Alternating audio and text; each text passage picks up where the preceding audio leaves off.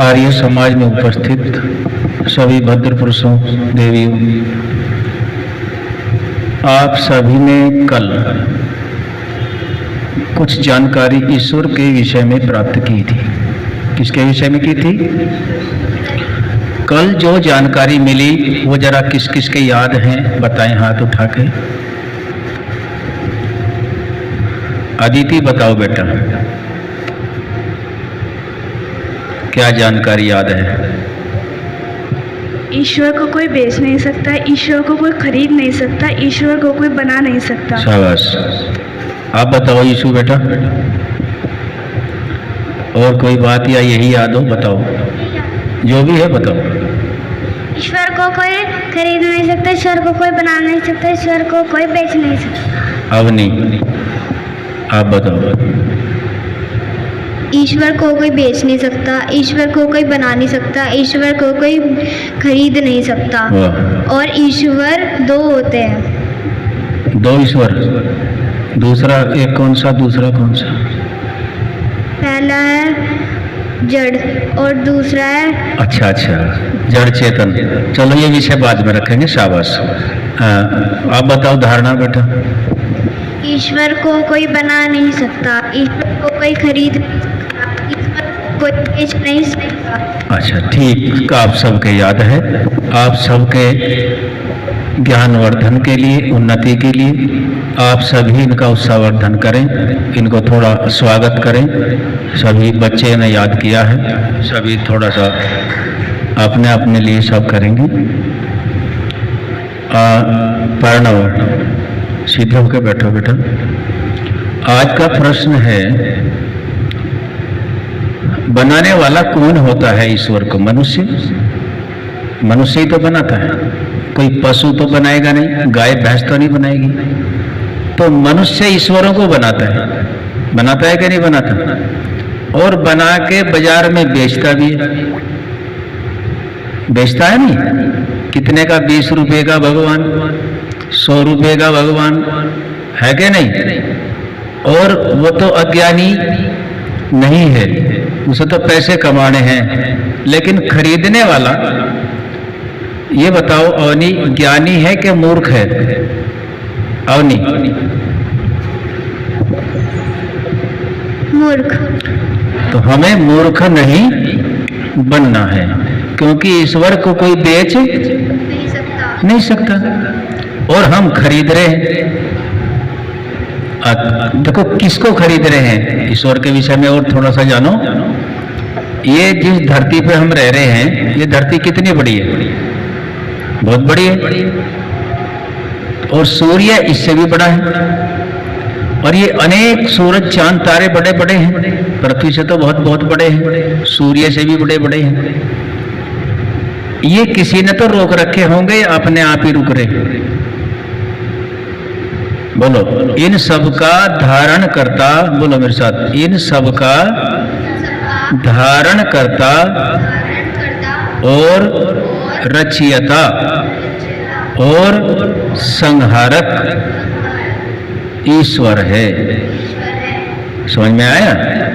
ये सब किसने धारण कर रखा है? देखो किसी के भी बीच में कोई खंबा, कोई तार, दीवार नहीं है, लेकिन फिर भी ये अपनी अपनी जगह पर रुके हुए हैं। तो जो खरीदा हुआ भगवान है, क्या उसने धारण कर रखा है? अदिति बेटा बताओ। नहीं, क्योंकि उसका निर्माण किसने किया? धारणा बताओ बेटा, उसका निर्माण किसने किया? जो खरीदा, किसने बनाया उसको? मनुष्य ने। हाँ, मनुष्य ने बनाया। जबकि मनुष्य परमात्मा को बना, बल्कि परमात्मा ही सबको बनाता है। हमें ये विश्वास करना है। अब अगला जो विषय रखते हैं, उस परमात्मा को खोजना है। क्या करना है? क्या करना है भाई? प्रणव, हाथ सीधे करके बैठो। खोज किसकी की जाती है?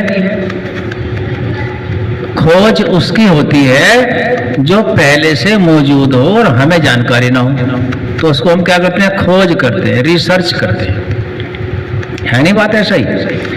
तो हमें खरीदे हुए भगवान की पूजा करके इतिश्री कर लेनी चाहिए। या ज्ञान पूर्वक उस परमात्मा की खोज करनी चाहिए? अवनी बेटा बताओ,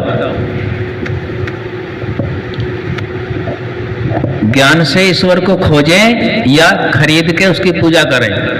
ज्ञान से ईश्वर को खोजें। ज्ञान से ईश्वर को खोजें। प्रणव, ये उत्तर, ये प्रश्न जो बताया है इसका उत्तर ठीक है या गलत है? उत्तर सही है कि गलत है? सही है। सही है।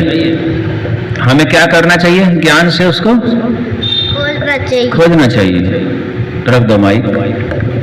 अब अगला प्रश्न ये रखते हैं, उसको खोजना है तो मनुष्य अपने जीवन में उसको कहाँ खोज सकता है? कोशिश करके बताओ। क्या पहाड़ों में खोज सकता है? पहाड़ों में, नदी के जल में, हैं, कंदराओं में, जंगल में? तो अब प्रश्न है, अदिति बेटा आप बताओ, उसको कहाँ खोजना चाहिए? अपने मन में। हाँ, कहाँ खोजना चाहिए? अपने अंदर खोजना चाहिए, मन में खोजना चाहिए।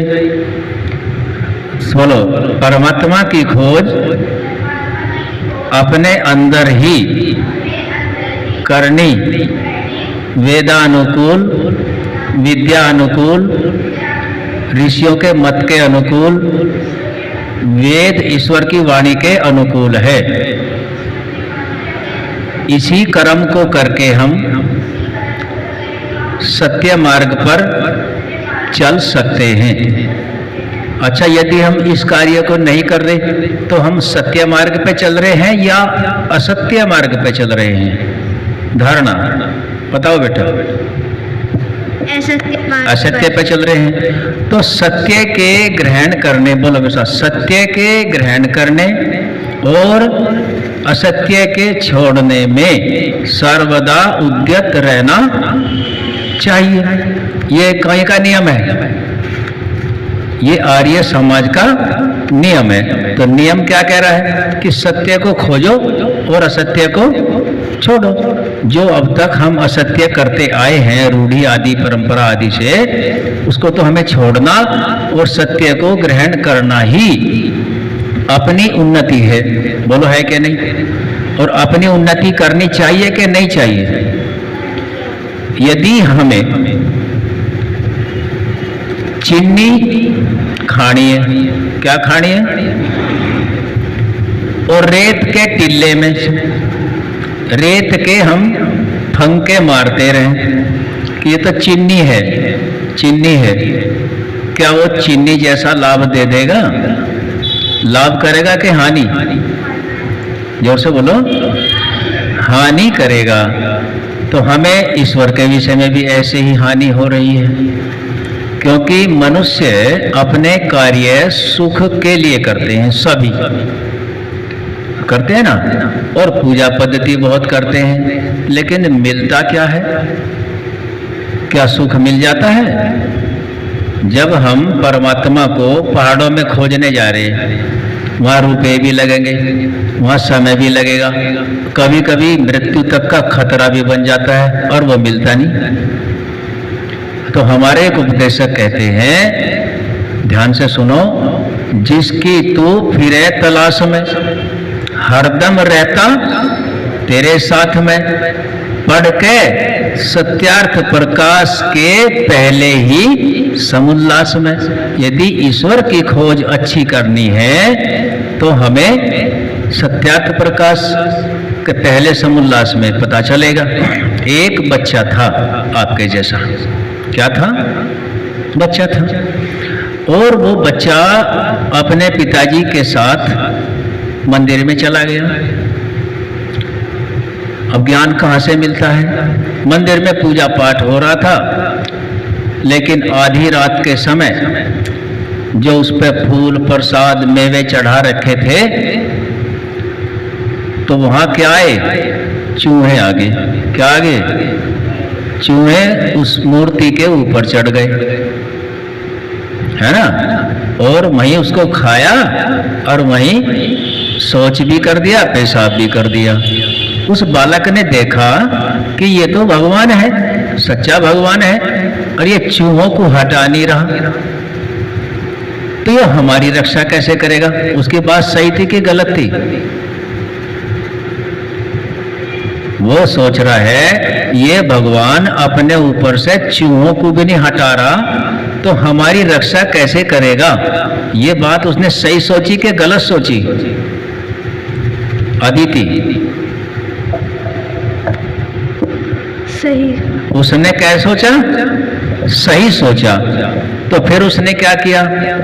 उसके मन में जिज्ञासा उत्पन्न हो गई। क्या उत्पन्न हो गई? कि मैं सच्चे ईश्वर की खोज करूंगा। और उस व्यक्ति ने अपने घर, जो राजा जैसा घर था, राजाओं जैसी सुविधा उस घर में थी, बहुत बड़ी जमींदारी थी, उन सबको छोड़ा और ज्ञान के मार्ग के लिए निकल पड़ा। और उसी व्यक्ति ने, जब अंग्रेजी शासन काल था, पूरा अत्याचार भारत में बढ़ा हुआ था, उस स्थिति में अपने देश के लिए, अपने देश के नागरिकों के लिए, विश्व की जनता के लिए सच्चे ईश्वर की खोज करी। उसी ने बताया कि वो परमात्मा तो हम सबके अंदर है। कहाँ है? हम सबके अंदर है। ज्यादा बातें न करते हुए आपको सिर्फ आज एक नियम दिया जाता है, उसको अंदर कैसे खोजा जाता है। ठीक है? शरीर के जितने अंग हैं, जैसे हाथ, पैर, आंख, नाक, कान, जीभ आदि, ठीक है ना? जैसे मैं करता हूं, देखो ऐसे बैठना होता है इस प्रकार से। और ज्यादा नहीं तो गायत्री मंत्र का आप जाप करोगे, उसमें ज्ञान के आधार पर आगे आगे बढ़ते चले जाएंगे। तो मन में क्या करना है? ओम भूर्भुवः स्वः तत्सवितुर्वरेण्यं भर्गो देवस्य धीमहि धियो यो नः प्रचोदयात्। ओम भूर्भुवः स्वः तत्सवितुर्वरेण्यं भर्गो देवस्य धीमहि धियो यो नः प्रचोदयात्। ओम भूर्भुवः स्वः तत्सवितुर्वरेण्यं भर्गो देवस्य धीमहि धियो यो नः प्रचोदयात्। आप सबने किया, कैसा लगा? अब आपको इस प्रकार से अपने घर में कोई एकांत स्थान देख के, हाथ पैर मुंह धो के या स्नान करके, सभी कार्यों को करने से पहले इस कार्य को करना है। सुबह को भी भोजन नाश्ता करने से पहले करना है और शाम को भी भोजन करने से पहले करना है। दोनों वक्त ज़्यादा करेंगे तो ज़्यादा लाभ मिलेगा, कम करेंगे तो कम लाभ मिलेगा। अब इसका लाभ क्या मिलेगा? लाभ की सुन लो। लाभ बताया जाए कि कल बताया जाए? आज ही बताएं? ये तो बहुत तेज बालक हैं। देखो, आप लोग विद्यालय में जाते हो, पढ़ने के लिए जाते हो कि नहीं जाते? हाँ भाई, पढ़ने जाते हो। जब हमने इस गायत्री मंत्र का इस तरह जाप करा तो हमारा मन कहीं दाएं बाएं गया? नहीं गया। तो इससे मन की एकाग्रता बढ़ेगी। क्या बढ़ेगी? मन की शक्ति बढ़ेगी और धर्म में बढ़ेगी, सत्य में बढ़ेगी। जब जब मन की शक्ति बढ़ेगी तो जो अध्यापक विद्यालय में पढ़ाता है, जैसे मैं पढ़ा रहा, ऐसे उसका पढ़ाया हुआ जू का तू आपके याद जल्दी हो जाएगा। ये इसका विशेष एक लाभ आज बताया है, बाकी फिर बताएंगे। तो आपको ये दोनों समय करना योग्य है। करेंगे कौन कौन? हाथ उठा के बताओ। अच्छा लगा है आप हाथ डाउन करें। आज यहीं तक रखेंगे। ओम शांति।